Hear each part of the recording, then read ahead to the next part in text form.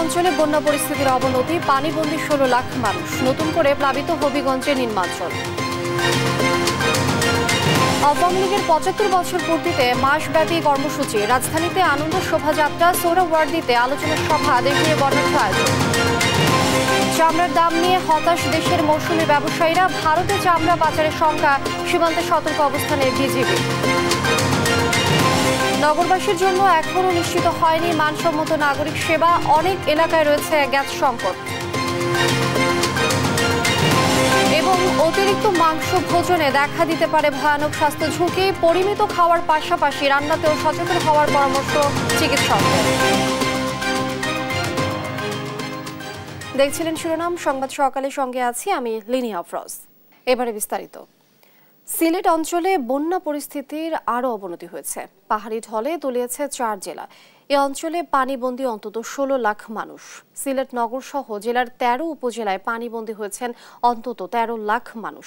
প্রতিটি উপজেলায় খোলা হয়েছে একটি করে কন্ট্রোল রুম। দুর্গত এলাকার প্রতিটি ইউনিয়নে গঠন করা হয়েছে মেডিকেল টিম। মৌলভীবাজারের 7টি উপজেলায় 432 গ্রামে প্রায় 2 লাখের বেশি মানুষ পানিবন্দী। মনু নদীর পানি চাঁদনী পয়েন্টে বিপদসীমার 41 সেন্টিমিটার ও জুড়ি নদীর পানি 206 সেন্টিমিটার উপর দিয়ে প্রবাহিত হচ্ছে। জেলায় খোলা হয়েছে 98টি আশ্রয় কেন্দ্র। এদিকে কুশিয়ারা নদীর বাঁধ উপচে নতুন করে বন্যা আক্রান্ত হয়েছে হবিগঞ্জের নবীগঞ্জ উপজেলার 20টি গ্রাম। পানিবন্দী হয়েছে প্রায় 30,000 মানুষ। সুনামগঞ্জের 10 উপজেলায় 1018টি গ্রামের প্রায় 70,000 মানুষ পানিবন্দী রয়েছেন। এরই মধ্যে আশ্রয় কেন্দ্রে গেছেন প্রায় 20,000 মানুষ।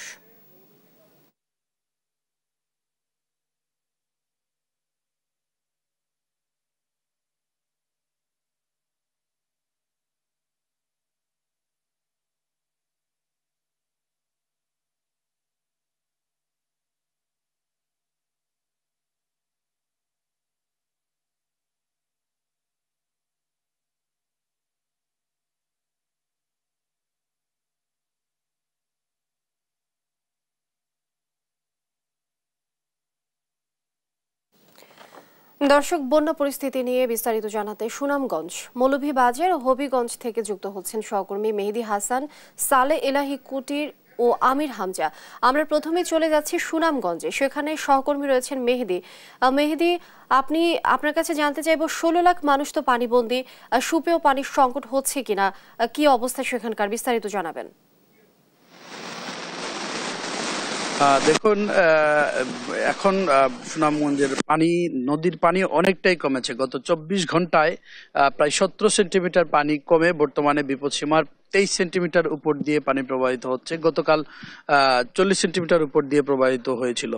তো এইটি আসলে এখন আশা জাগানীয় খবর যে সুনামগঞ্জে নদীর পানি কমছে, কিন্তু নদীর পানি কমলেও হাওড়ে কিন্তু পানি আবার বৃদ্ধি পাচ্ছে। হাওড়ের পানি বৃদ্ধি পেয়ে নতুন নতুন যে জায়গাগুলো আসলে প্লাবিত হচ্ছে এবং সুনামগঞ্জের প্রায় সবকটি উপজেলায় কিন্তু প্লাবিত। বিশেষ করে যে সড়কগুলো আছে যোগাযোগের, সেই সড়কগুলো প্লাবিত আছে। আপনি দেখতে পাচ্ছেন আমি এই মুহূর্তে আছি পৌর শহরের উত্তর আরপিনগর এলাকায়। সেই ওই উত্তর আরপিনগর এলাকার যে সড়কটি, সেই সড়কটি কিন্তু পানিতে নিমজ্জিত আছে এখনো। তো এইখানে এই যে এলাকার লোকজনের যে চলাচলের আসলে একটা বিঘ্ন ঘটছে। এবং আরেকটি বিষয় আপনাকে যেটি বলছিলেন যে সুপেয় পানির সংকট, আসলে এই যে পানির যে বর্তমান পরিস্থিতি, সব জায়গায় মোটামুটি হাঁটু পরিমাণ পানি এবং মানুষের যে টিউবওয়েল বলেন এবং পানির যে ব্যবস্থা থাকার কথা, সেই পানি অনেক অনেক অনেক টিউবওয়েল কিন্তু পানির নিচে আছে আমরা দেখেছি। তো যার কারণে আসলে মানুষ একটু সুপেয় পানির সংকটে ভুগছেন। তবে প্রশাসনের পক্ষ থেকে চেষ্টা করা হচ্ছে সকল ধরনের, তারা বলছেন যে তারা শুকনো খাবার এবং সুপেয় পানির ব্যবস্থা করা হচ্ছে এবং পানি বিশুদ্ধকরণ যে ট্যাবলেট, সেই ট্যাবলেটও তারা বিতরণ করার ব্যবস্থা করছেন। তো এবং আমরা পানি উন্নয়ন বোর্ডের নির্বাহী প্রকৌশলী মামুন হলাদার সাথে কথা বলেছিলাম। তিনি আমাদেরকে জানিয়েছেন যে গতকালকে থেকে চেরাপুঞ্জিতে বৃষ্টিপাত তেমন নেই। আজকে সকাল থেকে কিছুটা বৃষ্টিপাত সুনামগঞ্জেও হচ্ছে। এই বৃষ্টিপাত যদি বন্ধ হয়ে যায়, চেরাপুঞ্জিতে বৃষ্টিপাত না হয়, তাহলে সুনামগঞ্জে আর বন্যার পরিস্থিতির উন্নতি হবে বলে তারা ধারণা করছেন। আমরা চলে যাব এখন মৌলভীবাজারে। সেখানে আছেন আমাদের সহকর্মী সালে এলাহি কুটি। মৌলভীবাজারের বন্যার সর্বশেষ পরিস্থিতি কি? ধন্যবাদ। আপনি যেমনটি বলছিলেন যে মৌলভীবাজারের যে বন্যা পরিস্থিতি বলি, তাহলে সেটা বলতে হয় যে মৌলভীবাজারের বন্যা পরিস্থিতি অনেকটাই অপরিবর্তনশীল। কারণ মৌলভীবাজারের যে নদীগুলো রয়েছে সবগুলা নদী বিপদসীমার উপর দিয়ে প্রবাহিত হচ্ছে। মনু নদীর পানি সেটা আজ ভোর 6টার 41 সেন্টিমিটার উপর দিয়ে প্রবাহিত হচ্ছে। গতকালকে যেটা ছিল 35 সেন্টিমিটার, সেটা আজকে 41 সেন্টিমিটার উপর দিয়ে প্রবাহিত হচ্ছে। সেই সাথে যে হাওরের যে অংশটুকু, সেই অংশের পানি বৃদ্ধি পাচ্ছে এবং যে আমাদের ধলই নদীর যেটা পানি, সেটার পানি বিপদসীমার নিচ দিয়ে প্রবাহিত হয়। যে গতকালকে যে জায়গাটি প্লাবিত হয়েছিল সেখান থেকে অনেকটা পানি নামতে শুরু করে দিয়েছে।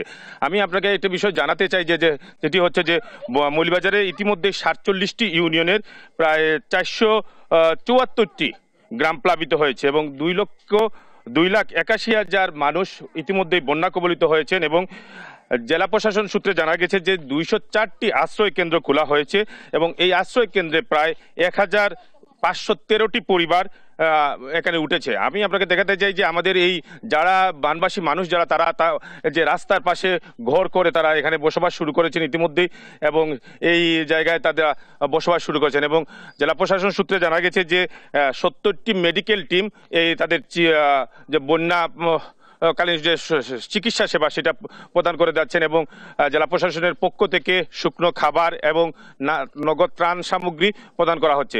আমাকে পানি উন্নয়ন বোর্ডের সূত্রে নির্বাহী প্রকৌশলী জানিয়েছেন যে যদি উজানে বৃষ্টি না হয় তাহলে আজ দুপুর থেকেই মনু নদীর পানি কমার সম্ভাবনা রয়েছে এবং হাওরের যে জলাবদ্ধতা সৃষ্টি হয়েছে বন্যা পরবর্তী, সেটা দীর্ঘ সময়ে সেটা কমতে পারে।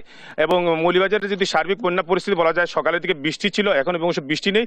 যদি বৃষ্টি না থাকে তাহলে মনু নদীর পানি কমতে শুরু করবে এবং বন্যার উন্নতি হবে বলে তারা আশাবাদ ব্যক্ত করেছেন। এই ছিল আমার কাছে সর্বশেষ তথ্য।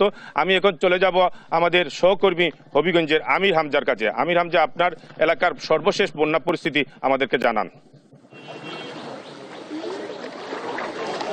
কুটি, আসলে গতকাল থেকে আসলে হবিগঞ্জের যে কুশিয়ারা নদীর পানি বিপদসীমার উপর দিয়ে যাত প্রবাহিত হচ্ছে এবং আজকে কিন্তু হবিগঞ্জের নবীগঞ্জ উপজেলার প্রায় 20টি গ্রামের 30,000-এর বেশি মানুষ কিন্তু এখন বন্যা কবলিত আছেন। আমরা আছি এখন হবিগঞ্জের নবীগঞ্জ উপজেলার ইনাদগঞ্জ ইউনিয়নের ইনাদগঞ্জ যে এলাকা রয়েছে, সেই ইনাদগঞ্জ বাজারের পাশে আপনি দেখতে পাচ্ছেন যে আসলে নিশ্চয়ই এই যে এর আশপাশের গ্রামে কিন্তু আসলে এখন এই যে যারা যাচ্ছেন ক্যামেরার সামনে যাদেরকে দেখা যাচ্ছে তারা কিন্তু আশ্রয় কেন্দ্রে যাচ্ছেন। আমি একটু দেখাতে চাই আপনাদেরকে। এখন প্রায় এই এলাকার প্রতিটি এলাকায় কিন্তু আসলে এখন পর্যন্ত কোথাও কোথাও হাঁটু পানি, আবার কোথাও কোথাও উরু পানি পর্যন্ত উঠে গেছে। আসলে এই যে অবস্থা, এই হুট করে যে পানি বৃদ্ধি পাওয়ার ফলে কিন্তু আসলে মানুষের মধ্যে একটি ভোগান্তি সৃষ্টি হয়েছে যে আসলে একদিনের ব্যবধানে কিন্তু পানি বৃদ্ধি পেয়েছে। আমরা এখানে আছেন আমাদের সাথে ইনাদগঞ্জ ইউনিয়নের চেয়ারম্যান নুমান। আসলে আমি আপনার কাছে জানতে চাই আসলে কখন থেকে পানি বৃদ্ধি পাওয়া শুরু করেছে, এখন পর্যন্ত আপনার এলাকার আপনার ইউনিয়নের কি পরিমাণ মানুষ বন্যা আক্রান্ত আছেন আর তাদের খাবার দাবারের ব্যবস্থা আপনারা কি ধরনের ব্যবস্থা নিচ্ছেন? ধন্যবাদ আপনাকে। আসলে আমাদের ইনাদগঞ্জ ইউনিয়নের গতকালকে থেকে আজকে পানি আরো ব্যাপকভাবে বৃদ্ধি পেয়েছে। বিশেষ করে আমার ইউনিয়নের প্রত্যেকটি গ্রামেই পানি বন্দী মানুষ আছেন। কম বেশ সব জায়গায় পানি বন্ধ হয়ে গেছে। বিশেষ করে আমার 2 নম্বর ওয়ার্ড, 3 নম্বর, 4 নম্বর ওয়ার্ড, 6 নম্বর ওয়ার্ড, 5 নম্বর ওয়ার্ড এবং 7 নম্বর ওয়ার্ড বেশি প্লাবিত হয়েছে। তাদের খাবার দাবারের ব্যবস্থা আপনারা কি? আমাদের ইতিমধ্যে আমাদের মাননীয় প্রধানমন্ত্রীর ত্রাণ সামগ্রী পৌঁছে গেছে আমাদের নবীগঞ্জ থেকে।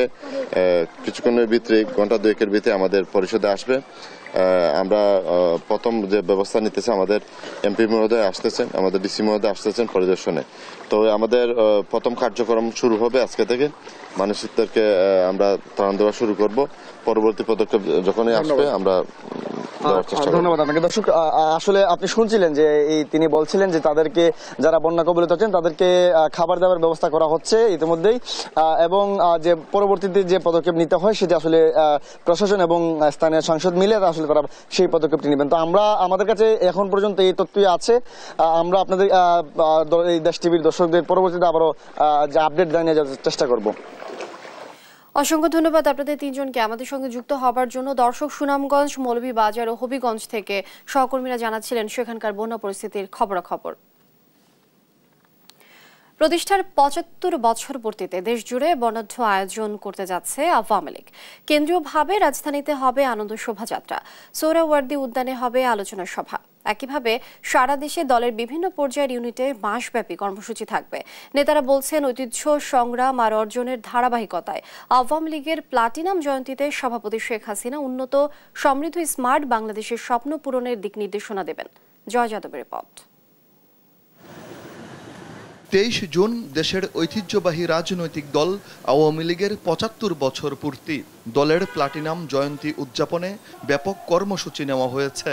21 জুন শুক্রবার বিকালে রাজধানীর ইঞ্জিনিয়ার্স ইনস্টিটিউশন থেকে ধানমন্ডির ৩২ নম্বর পর্যন্ত আনন্দ শোভাযাত্রার মধ্য দিয়ে শুরু হবে প্রতিষ্ঠা বার্ষিকীর কর্মসূচি। 23 জুন সকালে ধানমন্ডির বঙ্গবন্ধু ভবনের সামনে জাতির পিতার প্রতি শ্রদ্ধা নিবেদনের পর বিকালে ঐতিহাসিক সোহরাওয়ার্দী উদ্যানে হবে আলোচনা সভা। আলোচনা সভাটা অনুষ্ঠিত হয়, কিন্তু আসলে এটা আলোচনা সভা হবে না। এই আলোচনা সভার নামে এটা অনেক বড় একটা জনসভা হবে এবং সেইভাবে প্রস্তুতি গ্রহণ করা হয়েছে। তবে এই জনসভায় যেহেতু প্রত্যেকটি জেলায় আমরা আলাদা আলাদা কর্মসূচি ঘোষণা করা হয়েছে, সেই কারণে এই ঢাকা জেলা এবং মহানগর উত্তর দক্ষিণ ছাড়া অন্য কোনো জেলায় এখানে পার্টিসিপেট করবে না। এরকম র্যালি সারা দেশে করার জন্য আমরা অনুরোধ জানাচ্ছি যে 23শে জুন এই দিনটিতে আনন্দ, উৎসাহ, উদ্দীপনা থাকবে। লড়াই, সংগ্রাম আর অর্জনের প্লাটিনাম জয়ন্তীর মঞ্চ থেকে আওয়ামী লীগ সভাপতি আগামীর দিক নির্দেশনা দেবেন বলে জানান নেতারা। দেশকে 2041 সালের স্মার্ট বাংলাদেশ তথা বঙ্গবন্ধুর স্বপ্নের কাঙ্ক্ষিত বাংলাদেশ গড়বার জন্য এবং ক্ষুধা দারিদ্র্যমুক্ত একটা সোনার বাংলাদেশ গড়বার প্রত্যয় তিনি ব্যক্ত করবেন। আমাদের অসাম্প্রদায়িক বাংলাদেশ বিনির্মাণে, আত্মমর্যাদাশীল বাংলাদেশ বিনির্মাণে আমাদের কাজ করার জন্য, ঐক্যবদ্ধ করার জন্য জাতির পিতার সুযোগ্য সন্তান দেশরত্ন শেখ হাসিনা তিনি বিশদ দিক নির্দেশনা দেবেন। দলের ৭৫তম প্রতিষ্ঠা বার্ষিকীতে কেন্দ্রের পাশাপাশি জেলা, মহানগর, উপজেলা, ইউনিয়ন ও ওয়ার্ড পর্যায়ে মাসব্যাপী কর্মসূচি পালন করা হবে। আমরা বাংলাদেশ আওয়ামী লীগের কেন্দ্রীয় কর্মসূচির পাশাপাশি সকল জেলা, মহানগর, উপজেলা, থানা, ইউনিয়ন, ওয়ার্ড পর্যায়ে আমরা শোভাযাত্রা করার কথা বলেছি এবং কেন্দ্রীয় কর্মসূচির সাথে মিল রেখে আলোচনা সভা, সাংস্কৃতিক অনুষ্ঠান করার জন্য আমরা সাংগঠনিক নির্দেশনা দিয়েছি। এটি আমাদের কাছে একটা আবেগ এবং অনুভূতির বিষয়। আমরা চেষ্টা করছি যে আমরা সারা বাংলাদেশে উৎসাহ, উদ্দীপনার মধ্য দিয়ে এই প্রতিষ্ঠা বার্ষিকী উদযাপন করব। দলের ও সহযোগী সংগঠনের নেতাকর্মী ছাড়াও বিভিন্ন রাজনৈতিক দল, নাগরিক সমাজের প্রতিনিধি, শিল্পী, সাহিত্যিক ও সাংস্কৃতিক সহ বিভিন্ন শ্রেণী পেশার মানুষকে এইসব কর্মসূচিতে আমন্ত্রণ জানানো হবে বলে জানান আওয়ামী লীগ নেতারা। জয় যাদব, দেশ টিভি, ঢাকা। প্রতি বছরের মতো এবছরেও দেশের চামড়ার দাম নিয়ে হতাশ মৌসুমী ব্যবসায়ীরা। গরুর চামড়ার দাম কিছুটা থাকলেও ছাগলের চামড়ার দাম নেই বললেই চলে। যদিও এই চামড়াই পার্শ্ববর্তী দেশ ভারতে বিক্রি হচ্ছে দ্বিগুণ দামে, ফলে শঙ্কা দেখা দিয়েছে চামড়া পাচারের। তবে বিজিবি বলছে, চামড়া পাচার রোধে সীমান্তে সর্বোচ্চ সতর্ক অবস্থানে রয়েছে তারা। ইরফান রানার ক্যামেরায় কুষ্টিয়া থেকে নাহিদ হাসান তিতাসের রিপোর্ট। দেশের দ্বিতীয় বৃহত্তম চামড়ার আড়ত কুষ্টিয়ার বাবুরালী গেট। এবারের কোরবানির ঈদে এখানে ছাগলের চামড়া সংগ্রহের লক্ষ্যমাত্রা ৩ লক্ষ ও গরুর চামড়া সংগ্রহের লক্ষ্যমাত্রা ধরা হয়েছে ১ লক্ষের মতো। তবে এখন পর্যন্ত সে লক্ষ্যমাত্রা পূরণ হয়েছে মাত্র ৩০%। দাম নিয়েও রয়েছে মৌসুমি ব্যবসায়ীদের মধ্যে মিশ্র প্রতিক্রিয়া। সরকারের নির্ধারিত দামে চামড়া কিনছে না আড়তদাররা। গরুর চামড়া প্রকারভেদে বিক্রি হচ্ছে ৮০০ থেকে ১২০০ টাকা, আর ছাগলের চামড়ার দাম নেই বললেই চলে, যা বিক্রি হচ্ছে ৫০ থেকে ১০০ টাকায়। ৩০% চামড়া সংগ্রহ এখন পর্যন্ত করতে পারছি কাঁচামাল। বিভিন্ন ব্যাপারীর কাছে এখন চামড়া রয়ে গেছে। কাঁচামালটা আমরা গরুর মালটা কিনছি ১,০০০ থেকে ১১০০ টাকা আদত মালটা। চামড়া 10 দিন রাখলে কোনো সমস্যা হবে না, কিন্তু সরকার যে দামটা দিছে আমাদের কেনার জন্যে আমরা ওই দামে কিনছি, কিন্তু বেচার সময় এই দামে বেচতে পারবো না, ট্রেনারেল এই দামে নেবে না। যদিও এই চামড়াই পার্শ্ববর্তী দেশ ভারতে বিক্রি হচ্ছে দ্বিগুণ দামে। সূত্র বলছে, ভারতের পশ্চিমবঙ্গে ছাগলের চামড়া বিক্রি হচ্ছে ৩০০ থেকে ৪০০ টাকা, আর গরুর চামড়া বিক্রি হচ্ছে ২০০০ থেকে ২৫০০ টাকায়। ফলে আড়তে চামড়া দিতে অনাগ্রহ মৌসুমি ব্যবসায়ীদের। শঙ্কা দেখা দিয়েছে পাচারের। সংখ্যা আছে কারণ আমাদের দেশের কোনো ইয়ে নাই, তো সিন্ডিকেট পার্টি তো থাকেই, আর সরকারের কিছু কিছু ইয়ে আছে, ওরা তো বেশি খুব একটা গুরুত্ব দেয় না যে চামড়া কি হচ্ছে না হচ্ছে। ভারতের দাম বেশি, বাংলাদেশের দাম কম, এখান থেকে নিয়ে যা ভারতে বিক্রি করছে দাম বেশি পাচ্ছে ভারতওয়ালারা, কিন্তু আমরা তো লসের সম্মুখীন গুনছি। তবে বিজিবির কর্মকর্তারা বলছেন চামড়া পাচার রোধে সীমান্তে সর্বোচ্চ সতর্ক অবস্থানে রয়েছেন তারা, বাড়িয়েছেন সীমান্তে টহলও। কোনোভাবেই যেন চামড়া পাচার না হয়, আমাদের দায়িত্বপূর্ণ এলাকার মধ্যে আমরা যতটুকু সম্ভব আমাদের পক্ষে আমরা তার পূর্ণ ব্যবস্থা নিয়েছি এবং আমরা ভিজিলেন্ট আছি বিশেষ করে সীমান্ত এলাকায়, যাতে কোনোভাবেই চামড়া পাচার না হয়, টহলের মাধ্যমে এবং সাধারণ মানুষকে সচেতন এবং সতর্ক করার মাধ্যমে। নীতি নির্ধারকদের নানামুখী সিদ্ধান্ত ও ট্যানারি মালিকদের সিন্ডিকেটের কারণে দেশে চামড়া শিল্পের সংকট বাড়ছেই। সরকারি সিদ্ধান্ত অনুযায়ী এবছর 10 দিন পর্যন্ত চামড়া স্থানীয় পর্যায়ে সংরক্ষণ করা হবে, তারপরে পাঠানো হবে ট্যানারিগুলোতে, যা এবছর চামড়া পাচারের সংখ্যাকে বাড়িয়ে দিয়েছে কয়েক গুণ। নাহিদ হাসান তিতাস, দেশ টিভি, কুষ্টিয়া। খরচ বেড়ে যাওয়ায় ন্যায্য দাম নিয়ে শঙ্কিত ভোলার চামড়া ব্যবসায়ীরা। দিন যত বাড়ছে চামড়ার পচনের আশঙ্কা করছেন তারা। ব্যবসায়ীরা বলছেন মৌসুমী ব্যবসায়ীদের কারণে তারা আরও বেশি লোকসানের মধ্যে পড়েছেন। এমন বাস্তবতায় সরকার কর্তৃক নির্ধারিত দামে চামড়া বিক্রির দাবি তাদের। ভোলা প্রতিনিধি ছোটন সাহার রিপোর্ট জানাচ্ছেন দিবাশ্রী বড়ুয়া। প্রতি বছরের মতো এবারও লাভের আশায় গরুর চামড়া সংগ্রহ করেছিলেন আড়তদাররা, কিন্তু এবছর লবণের দাম, শ্রমিক সংকট ও পরিবহন ভাড়া বৃদ্ধির কারণে চামড়া বিক্রি নিয়ে ভীষণ চিন্তিত তারা। এর মধ্যে আবার মৌসুমী ব্যবসায়ীরা অল্প দামে চামড়া সংগ্রহ করায় ন্যায্য দাম পাবেন কিনা তা নিয়েও রয়েছে দুশ্চিন্তা। বড় লোকসানের আশঙ্কা তাদের চোখে মুখে। আমরা আলাদা ব্যবসা করতে এখন সবাই মাথায় হাত, কারণ চামড়া অনেক জায়গায় চামড়া হালাইও দিছে।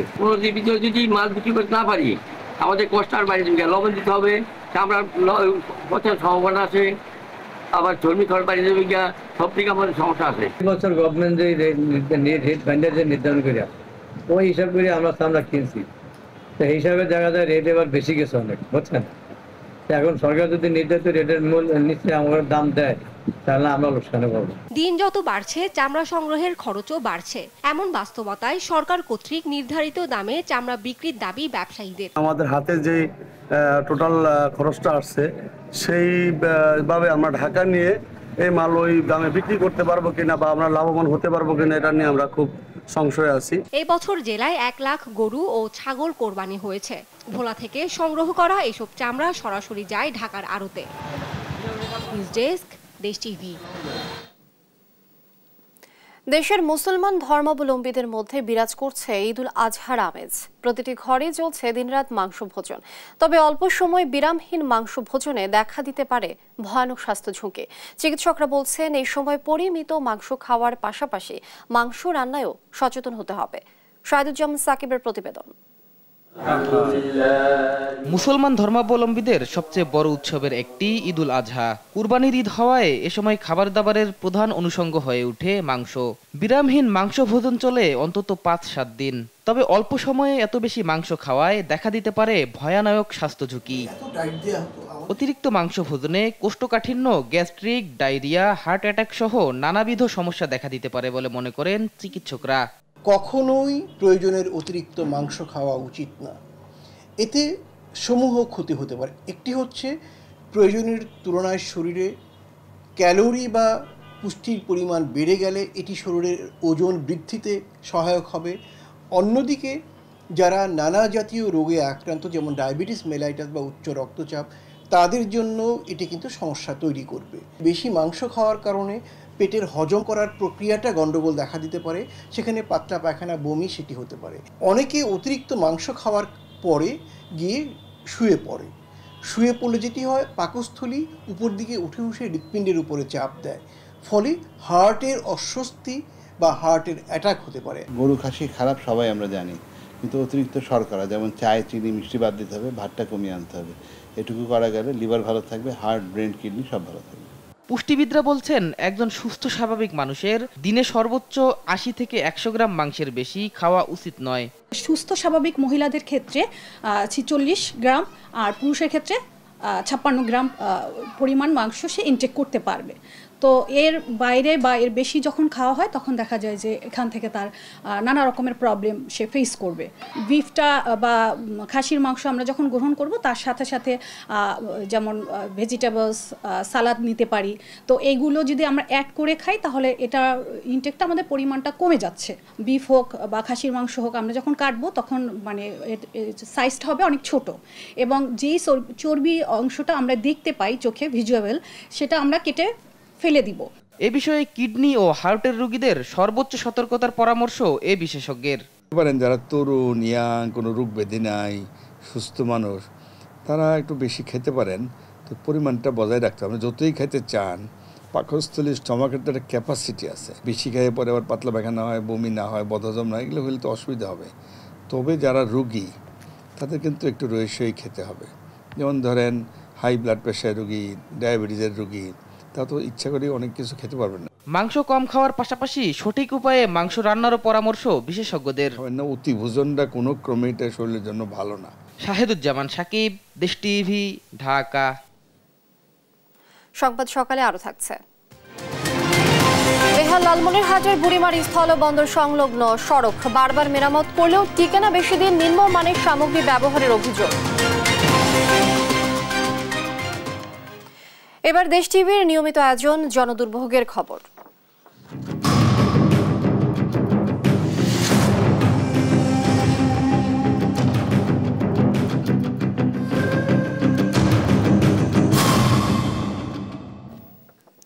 জনসাধারণকে মানসম্মত নাগরিক সেবা দিতে ঢাকা মহানগরীকে ভাগ করা হয় দুই ভাগে। তবে বেশ কয়েক বছর কেটে গেলেও এখনো নিশ্চিত হয়নি নাগরিক সেবা। মিরপুরের মদিনানগর এলাকায় এখনো রয়েছে গ্যাস সংকট। রান্না বান্না কম হওয়ায় প্রায় সময় খাবার খেতে হয় দোকান থেকে কিনে। এই কারণে অনেক পরিবারে দেখা দিচ্ছে কলহ। বিস্তারিত ইফতেখার রেজার রিপোর্টে। মিরপুরের মদিনানগর আবাসিক এলাকা ঢাকা উত্তর সিটি কর্পোরেশনের ৩ নম্বর ওয়ার্ডের অধীন। এই এলাকার বাসিন্দারা বলছেন গেল ৭-৮ বছর ধরেই চলছে তীব্র গ্যাস সংকট। এখানে গ্যাস আসে অতিথির মতন, রাত ১১টায় এসে চলে যায় ভোর ৫টা থেকে ৬টার দিকে। সারাদিন আর দেখা পাওয়া যায় না রান্নাঘরে। গ্যাস না থাকায় রান্নার বালাইও নেই। বাড়ির বাইরে ভিড় করছেন এলাকার নারীরা। এতে সবচেয়ে বেশি সমস্যায় পড়ছেন কর্মজীবী মানুষ। মনে করেন ভাড়াটিরা সারাদিন গার্মেন্টসে চাকরি করে, আসে মনে করেন রাত্রে ১১টায়, সেই রাতে ১১টা বাজে গ্যাস আসে না, রাত ১২টা বাজে গ্যাস আসে। একটা ভাড়াটা দেয় আমাদের টিন সেট বাসা, যদি না থাকে ভাড়াটা দিলে আমাদের তো কষ্টই হয়। রাঁধতে রাঁধতে 2টা বাজতে জায়গা, তখন কি বেড়ারা খাইবে কোন সময়, আবার ঘুমাইবে কোন সময়, আবার সকাল উঠতে কাছে যাবে কোন সময়। গ্যাসের সরবরাহ না থাকায় অনেক আগেই রান্না করতে হয় এই এলাকায়। এতে খাবার অনেক নষ্ট হয়। বাইরে থেকেও খাবার কিনে খেতে হয়, যার কারণে হচ্ছে নানা রোগ। অসুখ হচ্ছে, পেট খারাপ হইতেছে, আপনার বমি হইতেছে। কি করবো, বাচ্চাদের তো না খাওয়া রাখা যায় না, যেহেতু স্কুল সকালে। মানুষ অসুস্থ হয়ে যায়, প্রত্যেকটা ঘরের ভিতরে অশান্তি, মহিলাকে সারাসারি হয়ে যায়, স্বামী স্ত্রী মারামারি হয়ে যায়, কিন্তু গ্যাসটা সমান হইতেছে না। আমাদের সকাল ৬টার দিকে গ্যাস জায়গা, রাত 11টার দিকে আসে, কিন্তু আমাদের এই দুইবে সমস্যা হয় বেশি। এলাকাবাসীর অভিযোগ, গ্যাস না পেলেও প্রতি মাসেই দিতে হচ্ছে গ্যাস বিল। এই সমস্যা সমাধানে কাউন্সিলরও নেন না কোনো উদ্যোগ। আমাদের আসলে সবাই জানাইছে, এটা নিয়ে মানে তারা অতটা গুরুত্ব দেয় না আর কি। আমাদের এই সমস্যা অনেক বছর ধরে চলতেছে এবং চলতেইছে। আমাদের যদি কার্ডের সিস্টেম হইতো তাইলে কিন্তু আমরা ৩০০ টাকার কার্ড গ্যাসও ব্যবহার হইতো না। রোজার মধ্যে তো মনে করেন যে এভরিডে ইফতারি করতে হয় মনে করেন যে ওই লাকি চুলা দিয়ে। তো বাচ্চা কাচ্চারা যে স্কুলে যায় মনে করেন বাধ্য হয়ে আমাদের লাস্টে দোকান থেকে কিনে আনতে হয় খাবার। স্থানীয় কাউন্সিলর বলছেন ৩ নম্বর ওয়ার্ডের পুরোটাতেই গ্যাসের সমস্যা। সমাধানের পথ ছেড়ে দিলেন গ্যাসের জাতীয় পরিস্থিতির উপর। আমার যতটুকু দায়িত্ব আছে আমি চেষ্টা করছি, আপনারা দোয়া করবেন। জাতীয় গ্রিডের গ্যাসের যখন সংকট কমে যাবে ইনশাল্লাহ আমরা আশা করি যে ওই মদিনানগরের গ্যাসের সমস্যাও তখন দূর করা যাবে। গ্যাস সরবরাহ স্বাভাবিক হলে সময় মতো খাবার খেতে পারবে এই এলাকার মানুষ। ইফতেখার রেজা, দেশ টিভি, ঢাকা। উত্তরের জেলার লালমনিরহাটের সবচেয়ে বড় স্থলবন্দর বুড়িমারি। তবে এই স্থলবন্দর সংলগ্ন সড়কগুলোর বেহাল দশা দীর্ঘদিনের। বারবার সড়ক ও জনপথ বিভাগ মেরামত করলেও কিছুদিনের মধ্যে নষ্ট হয়ে যায় সড়ক। এতে আমদানি রপ্তানির পণ্য পরিবহনে চরম ভোগান্তিতে পড়েন ব্যবসায়ীরা। তারা সড়ক মেরামতে সরকার পর্যাপ্ত বরাদ্দ দিলেও ঠিকাদাররা নিম্নমানের সামগ্রী ব্যবহার করায় সড়কগুলো ব্যবহারের অনুপযোগী হয়ে পড়ে। সহকর্মী জামাল বাদশার তথ্যচিত্রে জানাচ্ছেন দিবাশ্রী বড়ুয়া। লালমনিরহাটের বুড়িমারি স্থলবন্দর দেশের দ্বিতীয় বৃহত্তম স্থলবন্দর। এই বন্দর দিয়ে প্রতিদিন ভারত ও বাংলাদেশের প্রায় 5 শতাধিক পণ্যবাহী ট্রাক চলাচল করে। তবে স্থলবন্দর সংলগ্ন রাস্তার বেহাল দশা থাকায় ভোগান্তিতে পড়তে হয় দুই দেশের ট্রাক চালক, ব্যবসায়ী ও স্থানীয়দের। সড়কটি একাধিকবার সংস্কার করা হলেও একটু বৃষ্টি হলেই সৃষ্টি হয় খানাখন্দের, ঘটে দুর্ঘটনা। সড়ক সংস্কারের সঠিক নজরদারির দাবি ভুক্তভোগীদের। রাস্তার যে বেহুল অবস্থা, মনে করেন যে লোকজন চলাচল করে কোনো ভয়ে থাকে, কখন জানি গাড়ির চাকার টায়ার বাস্ট হয়ে মনে করেন যে পাথর ছিটকে মানুষের গায়ে লাগে। হ্যান্ডিক্যাপ করে বুড়িমারি অর্ধেক ভাঙ্গা, এই রাস্তা গাড়ি চলাচল করতে সমস্যা হয়। এমন রাস্তা ভাঙ্গা যে পাথর নিয়ে আসা মুশকিল। এখন এখান থেকে একদম বাসকল পর্যন্ত পুরো রাস্তা ভাঙ্গা। ব্যবসায়ীরা বলছেন সড়কের বেহাল দশায় ঘটা দুর্ঘটনার কারণে ভারতীয় ট্রাক চালকরা নির্দিষ্ট স্থানে পণ্য খালাসে অনাগ্রহ দেখায়। এতে ব্যয় ও ভোগান্তি বাড়ে। ইন্ডিয়ান ট্রাক যখন চলে আসছে আমি বিক্রি করলাম, তারপর ওইখানে ট্রাক উল্টে বেশ ক্ষয়ক্ষতি হয়েছে, ইভেন অনেক পাথর লুটপাট হয়েছে। তো এই জন্য আমার যে প্রবলেম হচ্ছে যে হয়তো ট্রাকে ছিল 54 টন মাল, তখন আমি 4 টন আর পাই নাই। সড়কটি সংস্কারের বিষয়ে সংশ্লিষ্ট কর্তৃপক্ষকে জানানো হয়েছে বলে জানান স্থলবন্দরের এই কর্মকর্তা। ইদানিং রাস্তাতে কিছু কিছু সমস্যা হচ্ছে, যার কারণে হয়তো ওই আমদানিকৃত পণ্য চালানবাহী গাড়িগুলি যখন বাইরে বের হচ্ছে কিছু কিছু জায়গায় একটু প্রবলেম হয়ে যাচ্ছে। রাস্তার সংস্কার করা জরুরি। আর সড়ক বিভাগ বলছে বর্তমানে যান চলাচলের জন্য ক্ষতিগ্রস্ত সড়কের অংশ মেরামত করা হচ্ছে। আমাদের লোকবলের মাধ্যমে এই জায়গাগুলো আমরা তাৎক্ষণিক রিপেয়ারের ব্যবস্থা করে থাকি। তো যেহেতু এই বর্ষাকাল, আমাদের অতিরিক্ত মোবাইল মেইনটেন্যান্সের মাধ্যমে সকল প্রস্তুতি রয়েছে। বুড়িমারি স্থলবন্দরের কার্যক্রমে গতি আরও বাড়াতে দ্রুতই সড়কের সংস্কার ও সড়ক প্রশস্তকরণের দাবি ব্যবসায়ী ও স্থানীয়দের। নিউজ ডেস্ক, দেশ টিভি। সংবাদ সকালে আরও থাকছে। বিশ্বকাপে সুপার 8 ওয়েস্ট ইন্ডিজের দিয়ে 181 রানের টার্গেটে ব্যাট করছে ইংল্যান্ড। রাতে আফগানিস্তানের মুখোমুখি ভারত।